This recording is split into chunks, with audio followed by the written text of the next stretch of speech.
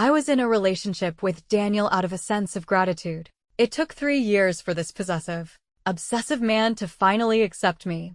We got married when I was 20, and then I unexpectedly became pregnant and gave birth to David. But even after David turned 7, I still hadn't had a wedding. He was always insecure, constantly testing my limits, repeatedly seeking confirmation of my love. And my son, following his father's example, never learned to respect me. Then one day, my mother passed away. After handling the cremation alone, I dragged my exhausted body home, only to be deliberately locked out by my own son. It was pouring rain. I took off my jacket and draped it over the urn, ringing the doorbell over and over again. It was only evening, but the sky was already dark. The heavy, dark clouds hung low, with flashes of lightning and thunder, and the wind howled through the streets like a doomsday prophecy. Just like the state of my heart, my pathetic sobs were swallowed by the downpour. The sky wept with me, drenching me to the bone. I rang the doorbell until I was practically punching the button, my fists clenched.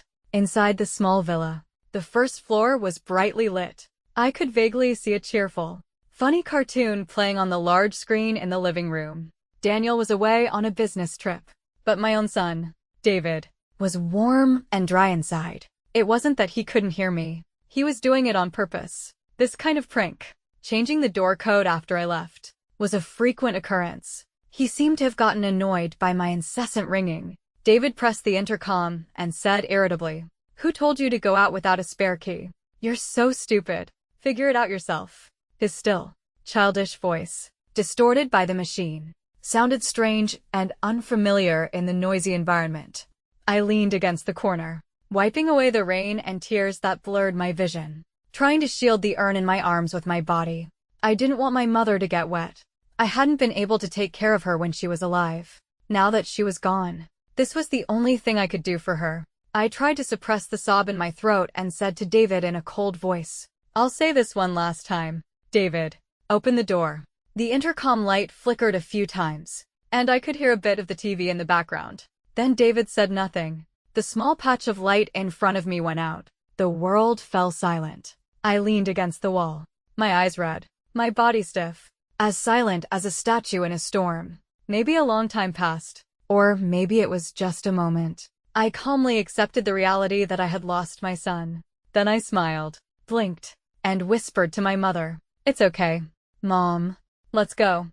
I'll take you home." With that, I turned and walked away in the rain, resolute. From this day on, I had lost my mother, and so had David.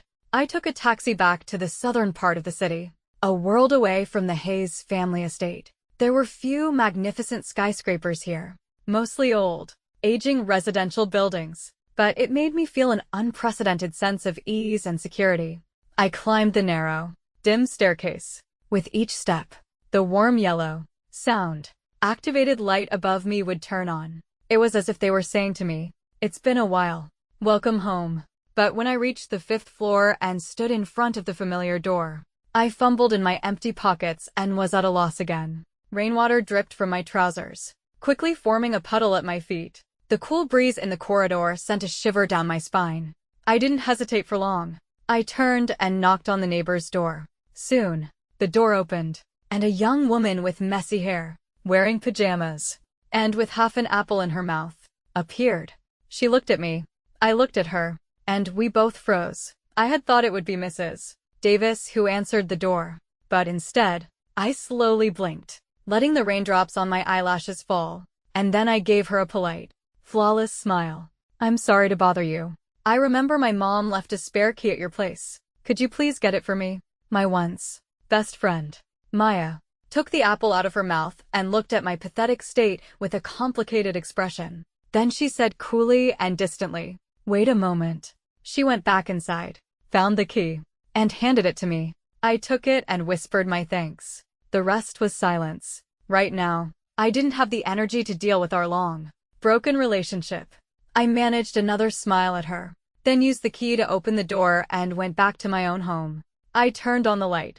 The sudden brightness stung my sore eyes, and a tear rolled down my cheek. The room was clean and tidy, spotless. Everything was arranged just as I remembered. It was as if my mother had just gone out to buy groceries and would be back soon.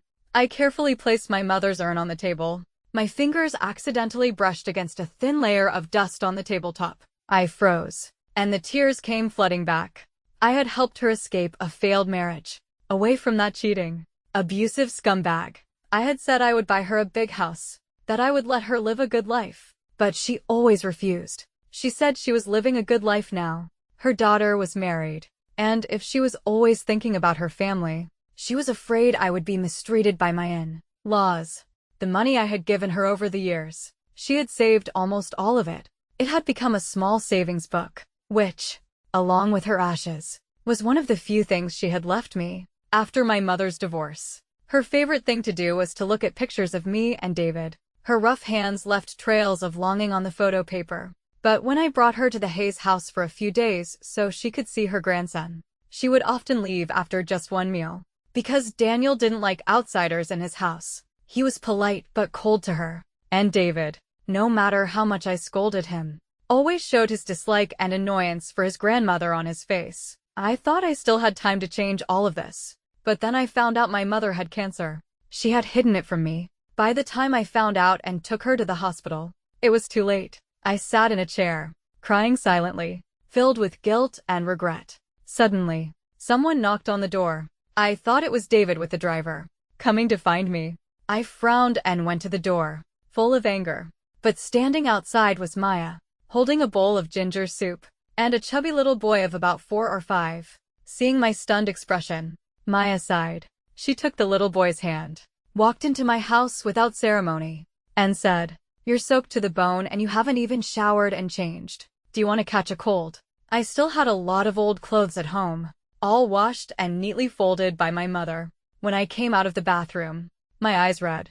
I was a little overwhelmed by the scene before me. The TV was on. The little boy was sitting on the sofa, quietly watching. And Maya, with a practiced hand, was cleaning the house with a rag. Seeing me, the child immediately called out sweetly, "Hi, godmother." I clutched the towel I was using to dry my hair and looked at Maya, stunned. She then handed me a bowl of freshly made porridge, motioning for me to eat it with a tilt of her chin, and then introduced him calmly. "This is my son, Leo. He's 5. I almost choked on my porridge. My eyes widened. "You're married." It's not that I was overreacting, but ever since we were in school, Maya had been a firm believer in not getting married. She had even planned for us to open a nursing home together when we were old. Maya raised an eyebrow and said, "Who says you have to be married to have a child? Evelyn, you're behind the times." She explained that he was the child she had with her most handsome ex-boyfriend. Although they hadn't been together for long, they had parted amicably. The father knew about the child and would occasionally send child support. And he was good to the child. But last year, the father got married. So to avoid trouble, Maya had cut off contact with him. I looked at Leo with some concern. Then we had been best friends for so many years. The chemistry was still there. Maya knew what I meant without me saying it all. She casually beckoned, and Leo immediately jumped off the sofa and trotted over, looking up at his mother with bright, puppy-like eyes. Maya smiled and pinched his chubby cheek. "He has a big heart, just like me. He doesn't care who his dad is." Maya patted the back of his head, and he immediately turned to me, wrapping his short arms around my leg. He said in a sweet, childish voice, "Godmother, you're so pretty. Can you be my mommy too?" His mommy made me a little dazed. David was a little tyrant at home, and his behavior had become more and more outrageous over the years. He was always playing pranks on me, using a child's pure malice to hurt me. And he was happy when he saw me angry. And at some point, he had started calling me by my full name. It had been a long time since he had called me mommy. I swallowed the lump in my throat and felt a surge of joy at Leo's mommy. I knelt down, pinched his cheek, and smiled. "I've already reserved the position of your godmother before you were even born. So, of course I can."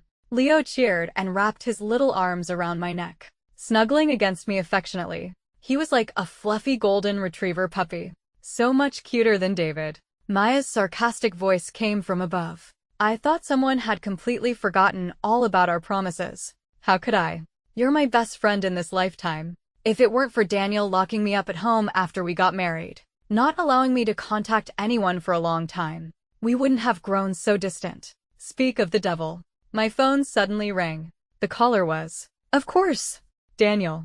Where did you go? The moment I answered, the familiar, lazy, and slightly displeased magnetic voice came through. Maya gestured for Leo to turn down the TV volume, then stood by with her arms crossed, glaring at me. Leo glanced at his mother, then also crossed his little arms and blinked his big eyes at me. The big and small versions of each other looked like they were carved from the same mold, and I couldn't help but smile.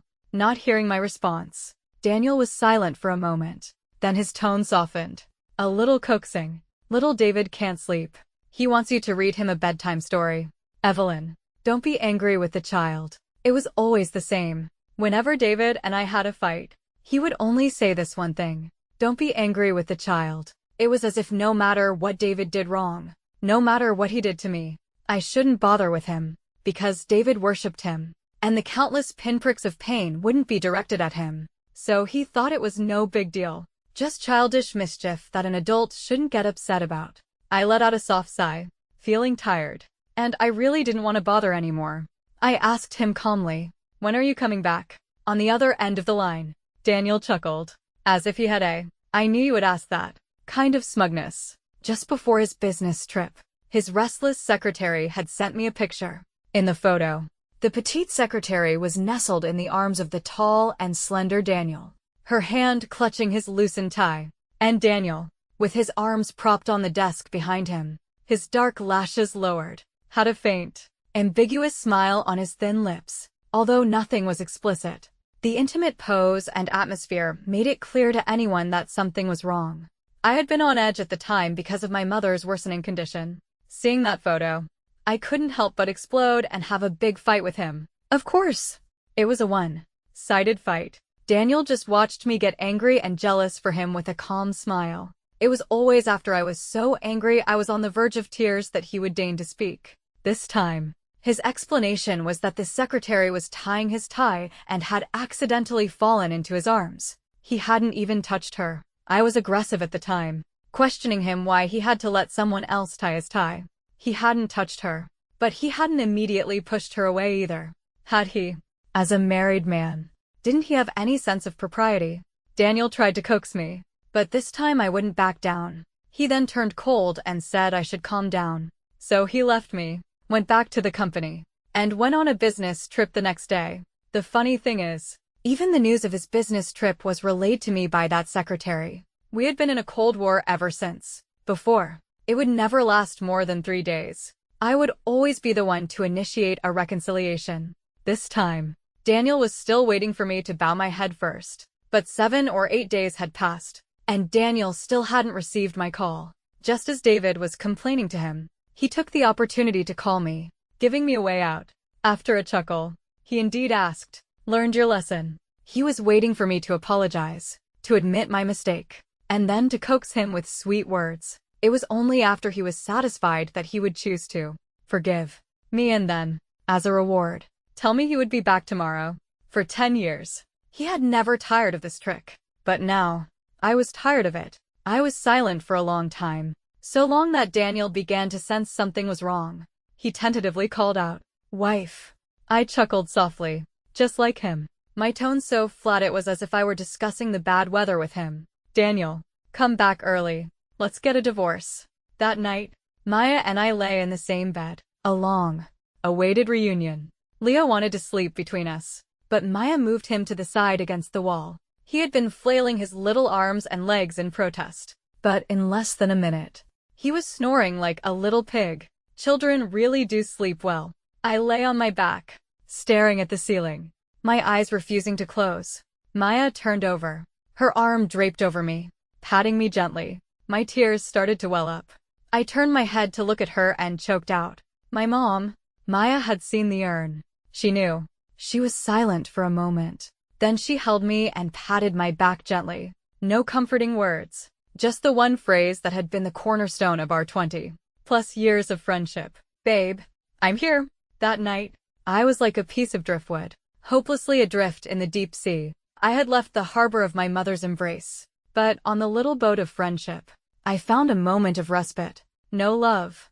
And I no longer needed love. With Maya and Leo's company, I managed to pull myself together and start preparing for my mother's funeral. But a day later, Daniel and David were blocking my doorway.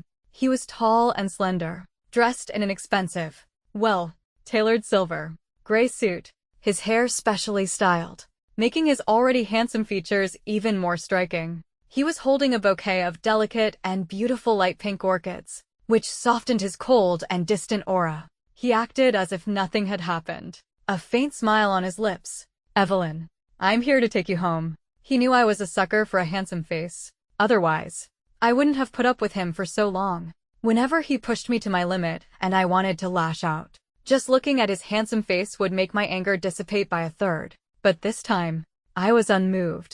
I told him calmly, "I've drafted the divorce papers. They're in the drawer in our bedroom. Take a look. If there are no problems, we can get it finalized sometime." The smile on Daniel's lips vanished. He stared at me with a dark gaze. After finding no trace of joking or willfulness on my face, he paused. Then he avoided the topic and looked down, pushing the well-dressed little boy in front of him forward. He said in a cool voice, "David, apologize to your mother." David was wearing a brand name tracksuit, his hands in his pockets, his face sullen as he tried to look cool. Hearing Daniel's words, he looked away awkwardly at the stairs and mumbled impatiently, "I'm sorry." Then Daniel looked up with a smile, though there was little warmth in his eyes, and asked me, "Is that enough?" So this is how easily I was fooled in their eyes. These two, they were treating me like an idiot. My response to them was to slam the door in their faces. Daniel seemed not to have reacted. A moment later, my phone rang shrilly. When I answered, it was Daniel's angry voice. He was trying to control his temper. "Evelyn, do you have to be so dramatic?" "Dramatic? This is dramatic." Then what were all of Daniel's little tantrums before? Just being a jerk. I sneered back. "You don't have to come looking for me, Daniel. The sight of you and your son right now makes me sick." Daniel's breathing hitched. I had never said anything so harsh to him before. Even when I was younger, when I was being bullied by him and crying my eyes out, I had never shown such strong disgust and weariness in his eyes. I was supposed to be the person who loved him and cared for him the most in the world. How could I possibly say such things to him? Daniel's breathing betrayed his panic, as if he was afraid to hear me say anything else that would hurt him. He quickly hung up. I clutched my phone and sank into the sofa, letting out a deep sigh. In fact, Daniel and I were from two different worlds. We should never have crossed paths. Daniel's family was wealthy and powerful. His parents were both business tycoons. He grew up with a silver spoon in his mouth, was handsome, and was the apple of everyone's eye. The only regret was that his parents were too busy. He was raised by his grandmother, and his grandmother, who was already very old, doted on her precious grandson.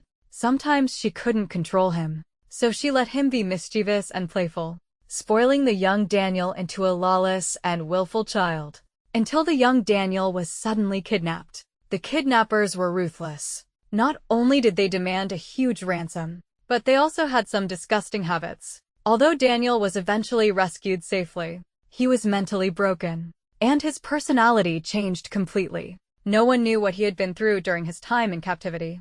After that, his parents were still busy. Only his grandmother, filled with guilt, stayed by his side, year after year. Later, I had a car accident. My family had no money for treatment, and the person who hit me was even poorer than us. Just as I was about to die in a hospital bed, Daniel's grandmother saved me. She was very old then, in a wheelchair, her hand resting on a cane, her face weary, but her eyes still sharp. She investigated my family background and spent a few days with me. Then she asked me if I wanted to make a deal with her. She said she had saved me, and she hoped I would save her grandson in return. Her grandson, Daniel, was still young, handsome, and intelligent, but he was gloomy and reclusive, covered in thorns, and unable to integrate into society. She didn't want to watch Daniel waste his life away or let himself destruct, but she didn't have much time left. I didn't know how to repay a life saving debt. It seemed like I had no choice. I could only agree. That day was 3 days before I was supposed to start at a prestigious university. I had already planned to work part-time, find a good job after graduation, help my mother divorce the scumbag, and give her a good life. My future was bright and within reach. But the reality was, my mother did get a divorce, but I didn't get to go to college. I was sent to the Hayes family by his grandmother and began to devote myself to Daniel, to warm him, to heal him, to let him climb out of the abyss on my bones. By the time he was finally willing to step out of his safe zone and embrace the sunlight, my fate was already intertwined with his. His grandmother passed away peacefully, with no regrets. But she didn't tell me. How far did I have to go to repay this life? Saving debt and all the help over the years. Daniel knew nothing about this. He had become completely dependent on me. Although I had been with him for 3 years, he was still suspicious that I would suddenly disappear and leave him. So he wanted to tie me down forever. The moment I came of age, he couldn't wait to get a marriage certificate with me. But even with the certificate, he was still insecure, constantly pestering me, asking if I loved him. I would answer tirelessly, I guess so. I think I do. After all, I had come to Daniel's side at 17. I had been focused on my studies before and had never been in a relationship. Besides, Daniel was very handsome. Sometimes when he lowered his long lashes and stared at me without blinking, my heart would really race. His condition improved significantly after I became pregnant with David. Just then, Daniel accidentally discovered that his parents had secretly had another son, who was almost 10 years old. He was furious and started to fight for power in the company. He was very smart and had read a lot during his years of seclusion. He was also very handsome, so he quickly became successful. He was no longer afraid of the outside world and was gradually attracted to the glitz and glamour. He even started to neglect me, but he still retained his habit of wanting to see my intense emotional reactions to him, of enjoying my jealousy and anger. And from those strong emotions, he would satisfyingly draw the love he needed. It had been 10 years. In the mirror, I saw fine lines at the corners of my eyes, my expression empty and tired, as if my spirit had been drained. But Daniel, like a phoenix reborn from the ashes, had become more mature and handsome, his aura more noble. Time seemed to have left few marks on his perfect, handsome face. But I was starting to forget. What was the 17-year-old Evelyn like when she met the 20-year-old Daniel? What was the 23-year-old Daniel like? Who was so completely in love with Evelyn? Who wanted to marry her? Who had to hold her to fall asleep every night? I couldn't remember, but I remembered that we still hadn't had our wedding. Daniel had said he would give me a grand, city-wide wedding, but I said it was too high profile and that it was better not to. So he said, okay, then I'll buy you a castle, and we'll fill it with flowers, surrounded by flowers. It will just be the two of us. He would confess his love to me first, and then ask me countless times if I loved him. I would just have to say, I do. No one else needed to witness it. He would remember this moment forever, and he would love me forever and ever. 10 years. Those painful and happy years of youth had passed. My mother's death was a wake-up call for me. I finally woke up completely from my muddled dream. I had given the Hayes family a child, a life for a life. The debt I owed should have been repaid long ago. From now on, I am no longer Mrs. Hayes, no longer David's mother. I am just myself, Evelyn. The Evelyn who picked up her lost college acceptance letter from 17 and was ready to embark on a new journey. My mother's funeral was a quiet affair. After all, she had devoted her life to her family for so many years, estranged from her relatives, cut off from her friends. There was almost no one who would come to her funeral. So I saved the money and chose a beautiful cemetery plot for her. I had originally bought one, but then I bought 2 more.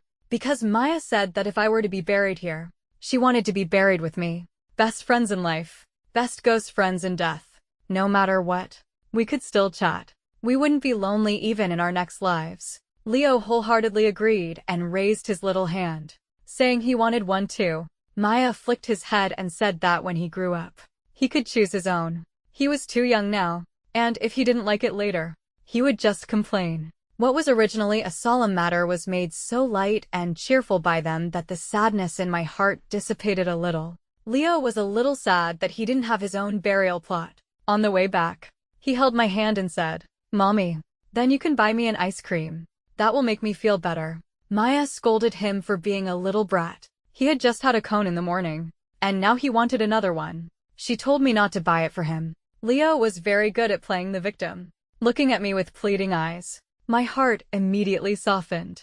Ignoring Maya's stern gaze, I was about to say I would buy it for him. Suddenly, a sharp shout came from behind. "That's my mommy. You're not allowed to call her that." David rushed out from nowhere and shoved Leo hard to the ground. Leo's palm hit the ground, and his fair skin was immediately scraped and bleeding. He pouted and burst into tears. "Wah, Mommy."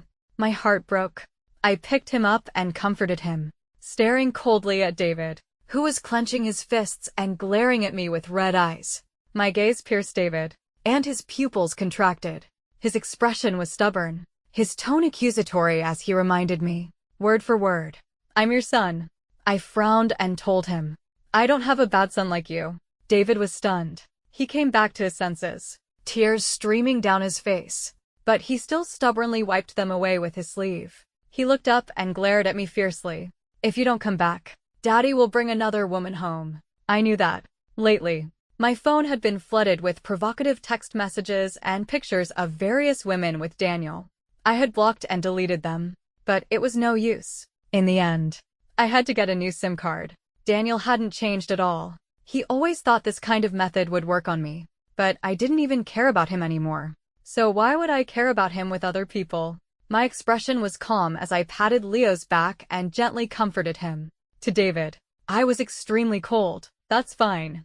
You can just get a new mom." David was in disbelief. It was as if he was only now realizing that my attitude towards him had changed, and that I really didn't want him anymore. David was still a child. He couldn't help but cry out, his sobs getting louder and louder. He hugged my leg and threw a tantrum on the ground, his sobs turning into hiccups. You have to come back with me. You're not allowed to. To be someone else's mommy." Leo had stopped crying. He held my neck and looked down at the wailing David on the ground. Then he frowned and said to me with disgust, "Mommy, I don't want this big brother. He cries so ugly." David heard him, and his crying stopped for a moment. I took the opportunity to pull my leg away and then shot a cold glance at the bodyguard who was watching from the side of the road. Then I said, he's not your brother. You can ignore him." The bodyguard hesitantly came forward to help his young master, and David looked up at me with a dazed expression, as if he was really hurt by my words. But I just held Leo and walked away with Maya. I didn't spare him another glance. Getting a divorce from Daniel was not easy, especially since he had finally, belatedly, found out about my mother's death. The flock of women on his phone suddenly disappeared. No more annoying harassment. And when Daniel appeared at my door again, he wasn't wearing a suit, nor was his hair styled. His hair was messy, his face pale and haggard. He was clearly not in a good state. He finally seemed to realize that I was serious about divorcing him. Some things really needed to be discussed properly, so I let both of them in. David was surprisingly quiet this time. He stood next to Daniel, clutching his father's trousers, but his eyes were fixed on me, filled with a cautious longing. But no matter how much he looked at me, I didn't look at him. I just pretended he didn't exist. Daniel sat across from me, his expression guilty. He said in a hoarse voice, "I'm sorry, Evelyn. I didn't know your mom was so sick. Why didn't you tell me sooner? If I had known, I could have hired the best medical team in the country to treat her. No matter how much it cost, I would have definitely cured her." I was calm inside. I told him. It was late. Stage cancer. It was incurable. Telling you wouldn't have made a difference. Besides, that was my mother, not yours. It's normal for you not to care. I was with her until the end. She had no regrets. It was fine. Daniel's pupils trembled, and his face turned even paler. He forced a smile. We were married. She was my mother too. That was a laughable statement, as if he had treated her with so much respect and kindness when she was alive. I sneered without holding back. Daniel closed his eyes in shame. After a while, he changed the subject. "I'll handle the funeral arrangements." No need. I really didn't want to watch him put on an act. I cut him off. I took a contract I had prepared from under the table and pushed it in front of him. Before I could speak, Daniel shot to his feet and cried out, "Evelyn." His eyes were red, his body trembling uncontrollably. He suddenly grabbed my hand and knelt before me. His tone was almost begging. "No, I don't agree. Wife, I will never agree to a divorce." I pulled my hand out of his, bit by bit. Just before Daniel went crazy, I gestured to the contract on the table. "Read it first, then we'll talk."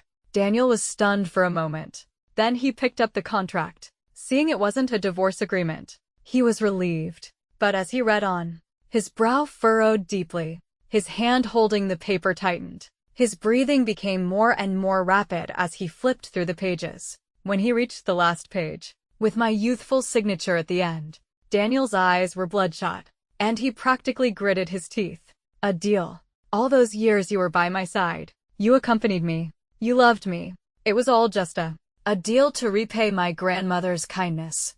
The document he was holding was the contract his grandmother and I had signed back then. It clearly stated that everything I had done for Daniel over the years was not voluntary, but simply a list of itemized requirements. Daniel stared at the black and white paper for a long time, his expression blank. And at that moment, I smiled and delivered the final, heart-piercing blow. "Daniel, why don't you ask me if I love you anymore?" Daniel slammed the door and left. David was left behind, sobbing quietly, clutching his clothes, refusing to leave. He couldn't quite understand the argument between his parents, the contract, the deal. But he understood one thing. Mommy was going to divorce Daddy.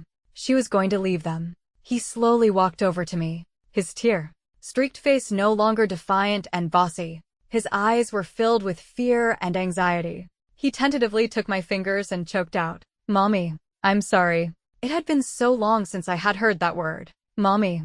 But now, looking at David, hearing him call me, "Mommy," I only remembered that rainy evening when he locked my mother and me out. I couldn't bring myself to be soft on him anymore. In fact, looking at him, I only felt a trembling anger burning inside me.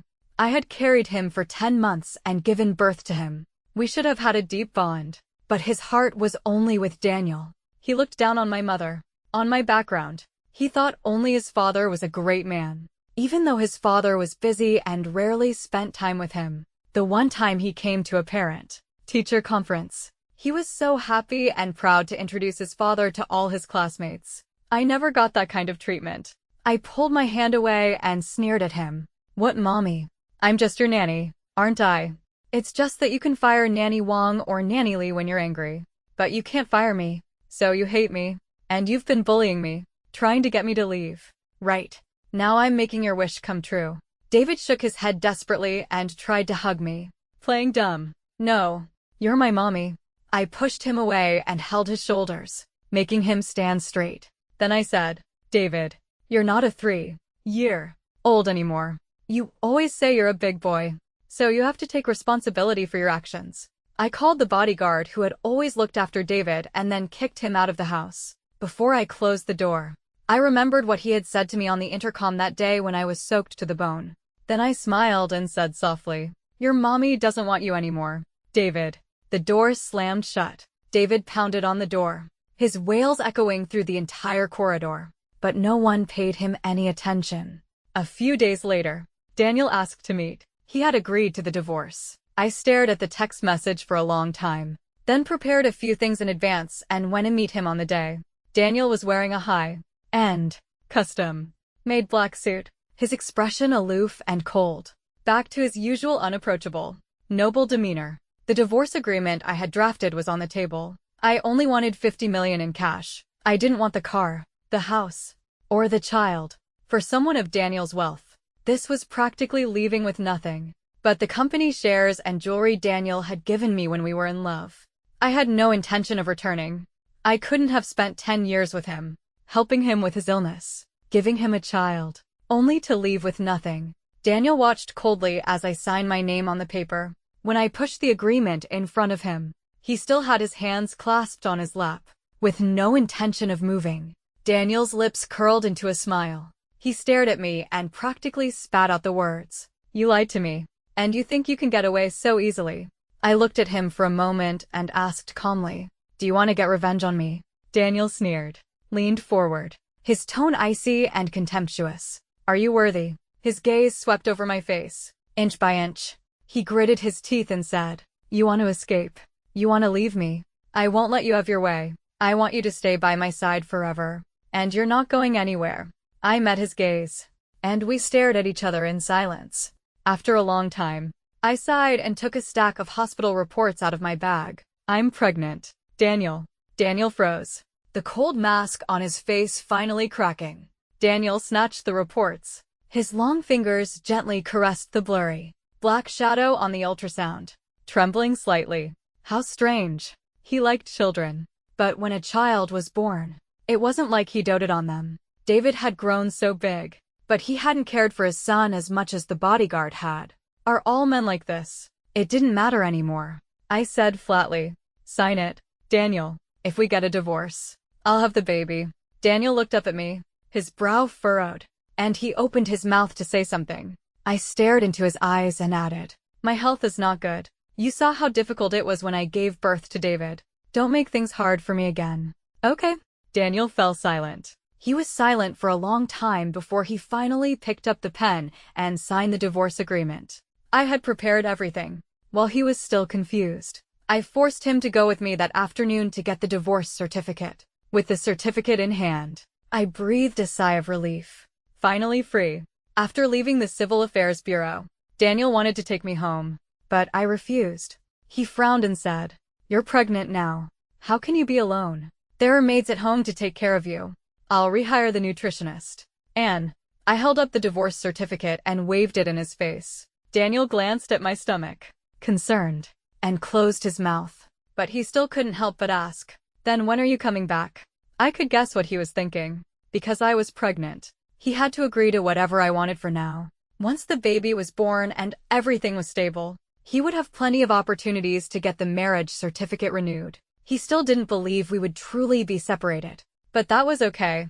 I would give him time to face reality. At the roadside, the taxi I had called arrived. I got in. I saw Daniel trying to stop me, but he looked hesitant, which I found funny. He was always so caring when I was pregnant, so eager to win me back when I was disappointed, and only willing to give me a little something in return after I had given so much. It was as if being good to me had to come with conditions. For the sake of my future peace, I warned him, "Keep an eye on David. Don't let him show up in front of me again." "You too." With that, I told the driver to go, leaving a pale-faced Daniel standing there. Maya and I had already bought our plane tickets. When I went back and told her the good news about my divorce, she was so happy she opened a bottle of red wine to celebrate with me.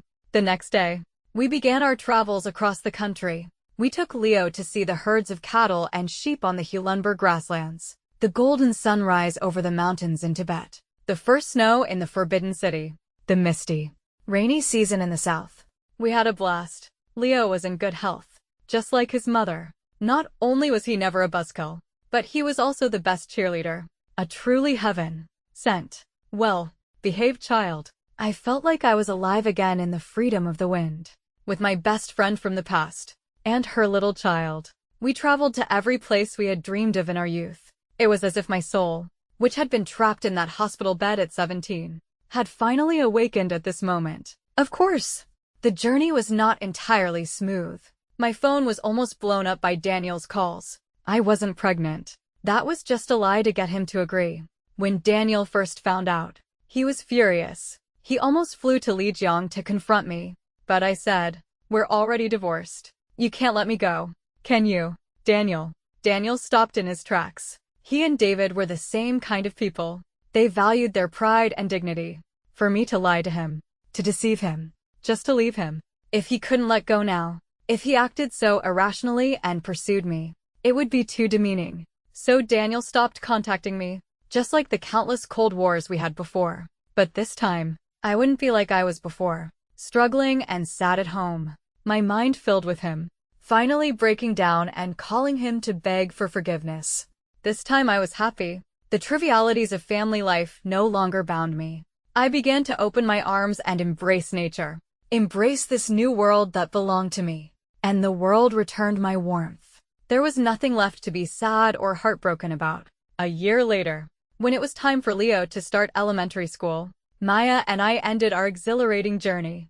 The day I got home, there was an expensive luxury car parked downstairs in my neighborhood. Daniel was leaning against the car, his long neck craned, staring at my window. He was tall and well-built, with a commanding presence that seemed out of place in the neighborhood, drawing frequent glances and whispers from the neighbors. I went about my business, eating, showering, and changing. When night fell and I was about to go to bed, he was still standing there, like a lonely pine tree, helpless. I had to go downstairs to see him. When Daniel saw me, he immediately stood up straight. His gaze greedily swept over every inch of me. Finally, he seemed to realize that I had been doing very well in the year I had been away from him. His eyes were a little sad, but he quickly smiled and said, "Evelyn, come home with me. In the year you've been gone, little David has been crying and acting out, not even going to school properly, crying for his mommy." Seeing I was unmoved, Daniel's voice trailed off. The evening breeze rustled the leaves, and the old, dim streetlights cast a small patch of light on his side. He finally stopped using the child as a pretext and said in a low voice, "It's me who misses you so much." "I'm sorry." I suddenly smiled and asked him, "You've done a lot of things to be sorry for. Which one are you apologizing for?" A light lit up in Daniel's eyes. He took a step forward and said quickly, "I never cheated on you, Evelyn. Neither physically nor emotionally. You know my problems. I just wanted to see that you cared about me. I'm sorry about your mom, and for neglecting you and hurting you before. I'm sorry." He rambled on, saying that in the past year, there hadn't been a day he hadn't thought of me. He had seriously reflected on his actions. But I no longer needed that. I told him, "You see, you've been doing just fine without me this past year. Daniel, you don't need me. You're just used to my presence. You just can't bear to let go." Daniel's eyes reddened, and he shook his head, saying it wasn't true.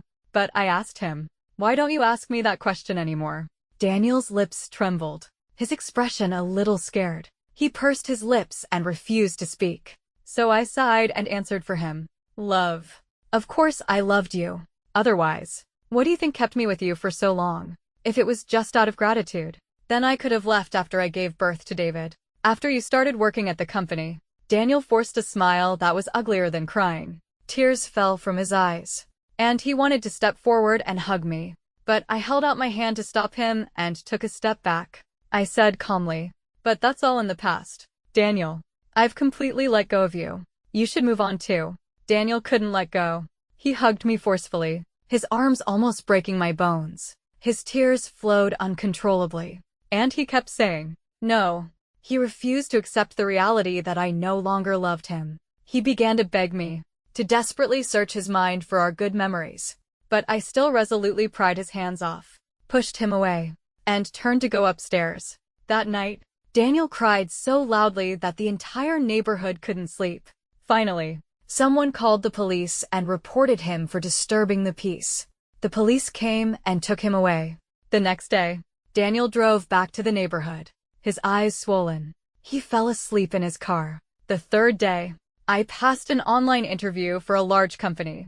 I quickly packed my bags and left while Daniel wasn't looking. Later, Daniel came to my new company a few times to look for me, but I either avoided him or said harsh things to him. We had been together for so many years. He knew how to hurt me, and I knew what to say to really break his heart. He gradually stopped coming, but I received a call from Maya. She complained to me with great disgust that Daniel, or sometimes David, would go to my house and stay there from time to time. I had been in such a hurry to get a divorce that I had forgotten to change the locks. I was silent for a long time. Finally, I said, "It's okay. Don't worry about it." When they finally figured things out, they would stop going. And until they left my house, I wouldn't go back either. My life had already started anew. This time, I would walk forward, and I would not look back.